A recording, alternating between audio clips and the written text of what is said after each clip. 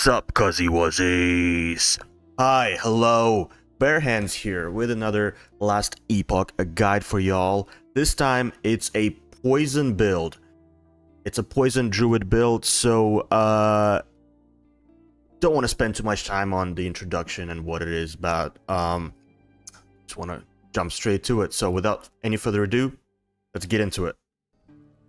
So let's talk about the build. The build is basically the idea of, okay, let's use a new poison spear that has been introduced in this new cycle, the Season of Harbingers, right? What does the spear do?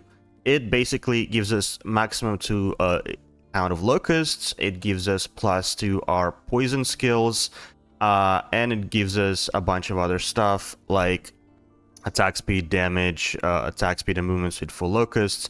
So there's a lot of synergizing happening here with this weapon. I'm trying to look outside the box. I'm trying to create different poison builds in the game that maybe will be a little bit more interesting to what the majority of the players is using. Once we're in a Swarmblade form, so basically what the Scorpion does is it creates a Poison Nova, and at the same time when he casts Poison Nova, he also casts a Poison Pool underneath him. That just adds to the AoE, adds to the dot damage, and it just like all those layers stack up, putting shit tons of poison stacks on enemies around us, and everything just melts, right? So in the Swarmblade form, obviously when we use our Armblade Slash, that effectively becomes our Serpent Strike because of a of Viper's Call on the skill tree. Your Serpent Strike tree now applies to Armblade Slashes, and it does not require a spear. So technically, if we didn't want to go with the spear, and let's say you wanted to opt for a dual wield build, that means you will have more, possibly more damage, possibly more attack speed as well, which it kind of might feel better, to be honest. It's just I wanted to use the obviously the newest item in the game. But you can also go that route, and that might actually make the character a little bit better, in my opinion. But also, with every Swarm Strike attack, it casts a Poison Nova on its own as well. So we have, those are our triggers for Poison Nova, basically.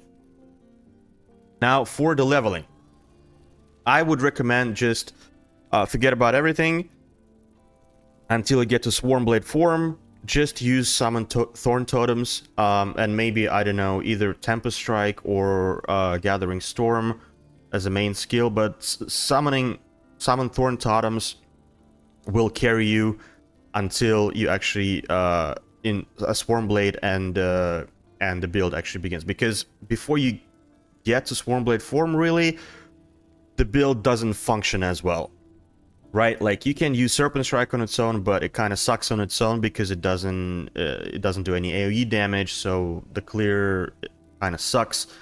Summon Scorpion as well, without Serpent Strike, like, you have to cast Poison Nova manually.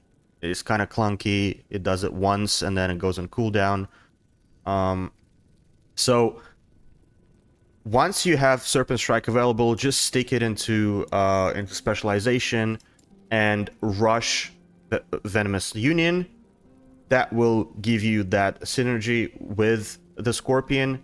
So it makes it so that every time you lunge with the skill, the Scorpion casts Venom Nova. That will be happening a lot. And here again, it's helpful that we go through the calling point. I took all 3 points in here, so we have 18% chance kill threshold. That's very helpful with bossing. Constrictor, again, we just take 2 points just so we can go forward, take Cobra Lunge, and take Venomous Union. Another thing you want to get here is Serpent Venom. Now, Serpent Venom is incredible. Basically, it only has 1 stack, but it does so much fucking poison damage with that 1 stack. It's kind of ridiculous. I think it has like 400% poison damage or some shit like that, and it's ridiculous. So you want to take this again as a second priority, Serpent Venom. So every time you strike with the Serpent, with the skill, or rather with Arm Blade Slashes, you apply Serpent Venom on enemies, and you just watch. As soon as it's procced on them, as soon as you apply Serpent Venom on them, you watch their HP just melt immediately. Because it also stacks with normal poison, so you have normal poison stacked on an enemy, and then you have a Serpent Venom stack as well on top of it, and then together they just like melt HP bars. And you want to get Dread Fangs so that it has additional poison penetration. Serpent Viper basically just does more damage per vitality that you have with the Serpent Venom. And Shattered Immunity is just purely more damage per poison with Serpent Venom. And we also took Slither just for that, some extra dodge rating, maybe a little bit of survivability in there, because we are a squishy build. Poison Tipped, just more poison chance, melee damage, and Hydra Strikes for more attack speed, because attack speed is important. Anywhere we can get more attack speed, we just basically do. Now, with the Scorpion himself, the main thing with the Scorpion is that he doesn't really do a lot of damage on his own with his attack or hits. What we want the Scorpion for is his Poison Nova and poison damage. So that's what we're focusing on. We're taking Noxious Carapace, that just gives us gives the Scorpion 150% poison damage, and we max out Miasma as well. That just gives more Venom Nova area and Venom Nova damage for us. And then Deeper Puddle is what creates a poison pool underneath the Scorpion when he casts Poison Nova. We also take Venomous Maw for a little bit more health on hit, and Poison Chance, and also Envenomed Prey is important because that gives the Scorpion more damage per poison on an enemy, which, you know, extra damage. Or let's say at 100 stacks, it's 100% more damage.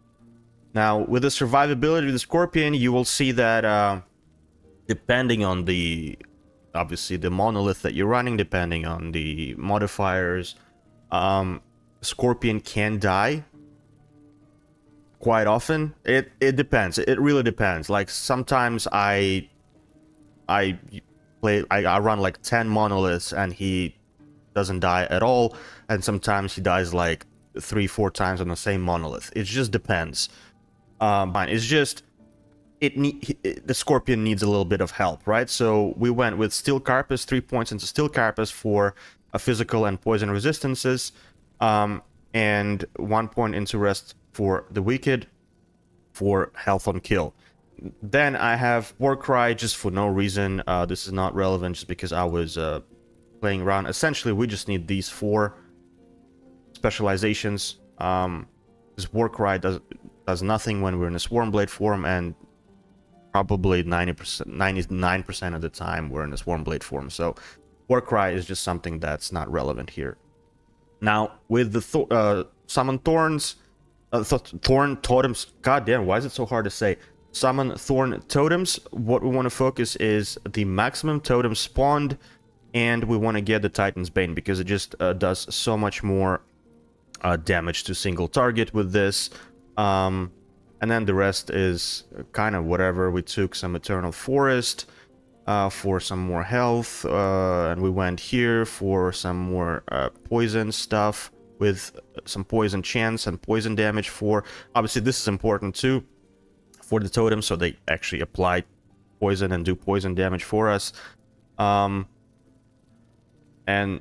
that's it, really. And here, it's all just the points to get to Titan's Bane.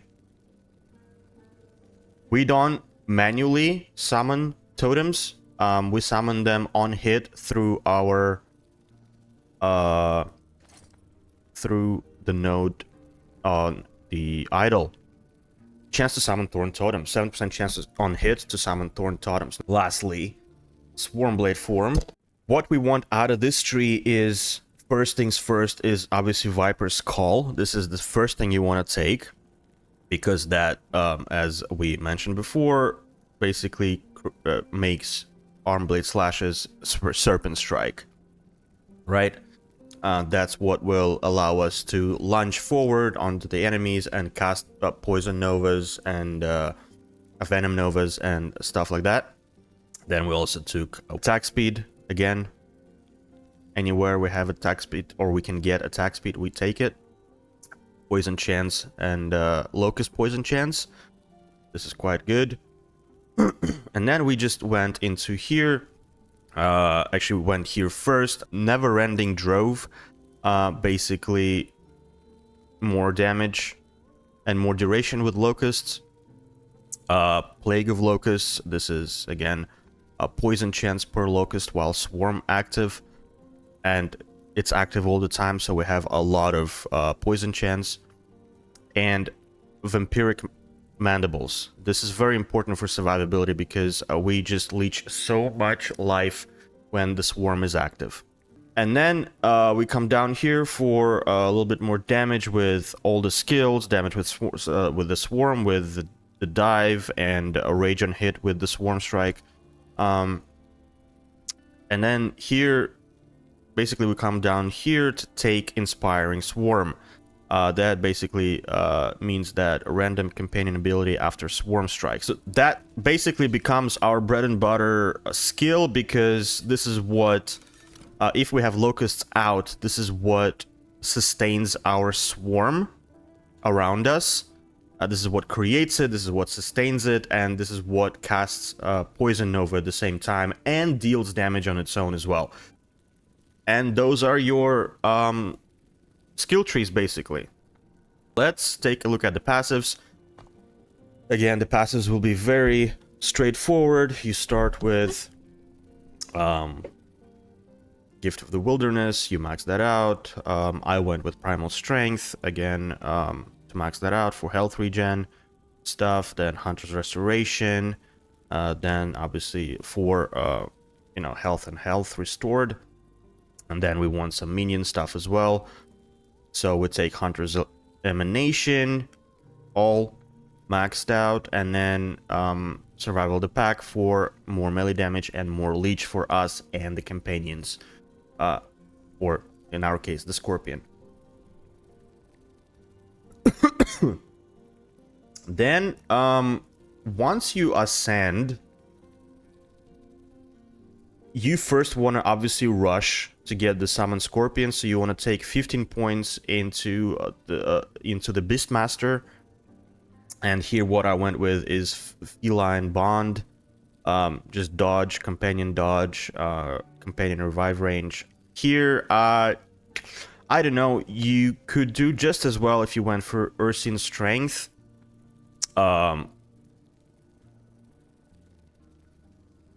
Because we're not a dodge build, so dodge at this point anyway is questionable, right? Like, I would, if I went back right now, I would probably respec it and get Ursine Strength instead. But we also got Savagery for melee damage and minion melee damage, and Ambush, just 1 point, because this is what gives us Aspect of the Shark. This is just a fantastic buff. It just basically increases our melee damage by 75%. That's huge once we have it. But it occurs every 5 seconds, right? It's basically more damage and more attack speed. So this is why we took this. And that's it. At that point, once you have 8 points in here, 6 points in here, and 1 point in here, you have your 15 points and you get to use Summon Scorpion. After that point, you just go to Druid and you go to town. All the rest of the points are in this tree. So we went with Chitinous Plating, Endurance Armor, Spirit Warden, Health, Mana. And remember, because we're in Swarmblade form, all our mana is counted as Rage. So the more Rage we have, the better. Then we also obviously took Claws of the Forest. This is all just poison stuff, more physical damage, more poison damage for us and the minions. A little bit into druidic powers, druidic prowess for attunement and strength. You can get this to a 5 points, so you get the bonus +1 to all attributes. If we were still to keep leveling this character, I would probably do that. And then Focused Wrath, so that we can get a Rancor. This is all just rage stuff, so more rage, less decay. So obviously Rancor, no rage decay, so that we can retain our Swarmblade form perpetually. And Woodland Beings, again, just damage and health and healing for the minions. Poison and poison chance in Toxic Reach, again, very important. And Hide Skin, health and endurance threshold, all just good solid things for us for survivability. Again, probably want to max this out. We're 1 point away, but it should be at 10 points. Here again, we're level 87 on this character. If we were to, I would say easily you can get to 95 at least on this character if you really put your time in, or even to 100 really. I think it's not even a question. You can get to 100 on this build. So, but at least, like, let's say we were to level it to 95, that means we have, what, 8 points left over, which means we can also max this out, we can max this out, I don't know, max this out, maybe look at increased damage over time while transformed. This is also going to be very useful for us if we wanted to get it. So there's like other options, but this is kind of like the best in slot things for this particular build, because we're not dealing any elemental damage, we're not dealing crit, so all the poison stuff that's on the tree we've basically taken, and the rest is just for survivability or for a rage mitigation, or not mitigation, or rage management. So those are your passive skills. And the gear, again, what we have is our spear, and I got extremely, actually with the gear on this character, and that's annoying, like I've been getting extremely unlucky on this gear with this character. I think I've tried to craft like 3 spears to get legendary potential on them, and this is the best that I couldn't get more than 1 LP on these for the life of me. Like, it's just like I would keep dropping them with 1 LP all the time, and this is the best that I got. A parry chance, which is garbage. Ideally you want to get like either poison damage or dot damage or attack speed or physical damage or minion damage. Just there's so much stuff that you can get to make this an amazing weapon. I just got unlucky with the helmet. Again, with the entire gear, what you're looking for on survivability side is vitality, health regen, and resistances, and armor, right? All the straightforward things. And on the offensive side, we're looking for poison damage and poison chance, dot damage, and attack speed. And that's pretty much it. And maybe damage, a minion damage here and there, or minion attack speed. That's also important, because we do have locusts and a lot of them, and we do have a scorpion, so some stuff for minions is also beneficial. So on the helmet we have damage over time while transformed, +5 vid, plus 7% health and flat health. Like, our chest has incredible stats on it, but the base is garbage, and I again could not find uh, uh, an exalted affix for the Swarmblade on a better base for whatever reason. I try to craft it. I try to, you know, try to target farm it. It just does not drop for me. I'm just getting super unlucky with it.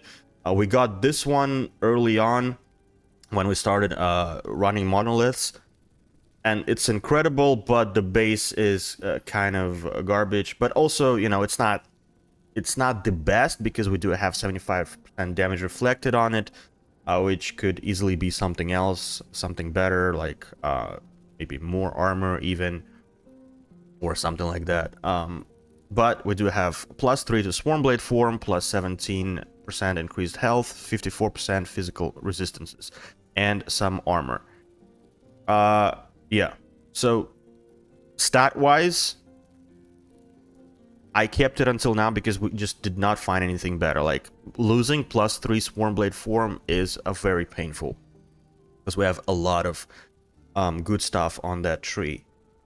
Now, rings, again, could be a lot better than this. We have median damage, median health, lightning res, and flat health on this. On this, we have exalted increased dot damage, increased median health, necrotic res, poison res, and throwing damage. Like, throwing damage is whatever the fuck. It doesn't really... And again, the dodge base, redundant for us, doesn't really do anything for us. So the rings could be better. This, again, is garbage. Attack speed, strength, cold res, lightning res on the gloves. Again, I would prefer to have maybe vitality instead of strength here, or maybe some other stuff. Movement speed. This is decent again, but it has dodge. I would prefer to have more armor, and maybe instead of strength, vitality or attunement. But because it has 25% increased movement speed as an exalted stat, we're still running with it. For the relic is decent. The relic is decent. We have a leech base, which is great for us, and we have 40% increased poison damage, exalted dot damage on it, phys res, and flat health. So all in all, relic is decent. And for the amulet, I think this is the best in slot amulet for this type of build, because it basically gives the minions 200% chance to poison on minion hit, which means between the Scorpion and like 20 Locusts, if they're all out at the same time, especially on bossing, this is how we get an insane amount of stats, stacks of poison on an opponent, right? And they get there really quickly, like a couple of seconds, and we're beyond 100. The idols, again, this is the important one.